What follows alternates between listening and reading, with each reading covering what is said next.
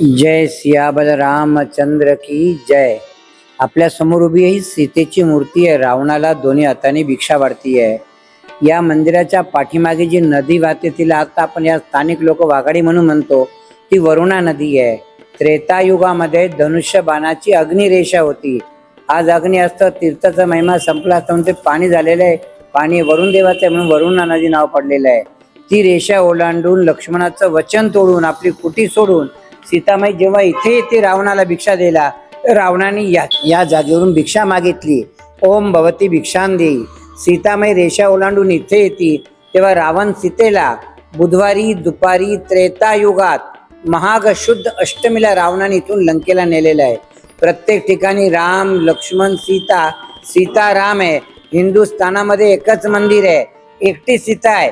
रावणाला दोन्ही हाताने भिक्षा वाढती आहे. हिंदुस्थान एकटी सीता कुठे नाही आहे. राम लक्ष्मण सीता सीता राम आहे. ही सीतेची मूर्ती ही रावणाची आहे. ही कृष्णाची मूर्ती नंतर भक्तांनी दर्शनाकरता ठेवलेली आहे. याच्या मागे पंचवटी आहे. याच्या पुढे तपोवन आहे. दंडकवन नावाचं जंगल होतं. वस्ती वाढली. वस्तीचं महत्व आणि जागेचं महत्व आहे. या जागेवर छोटं मंदिर होतं. आता मंदिराचा जीर्णोद्धार चालू आहे म्हणून मूर्ती या जागेवर ठेवली. मंदिराचं काम चालू आहे. बोला सीता माता की जय.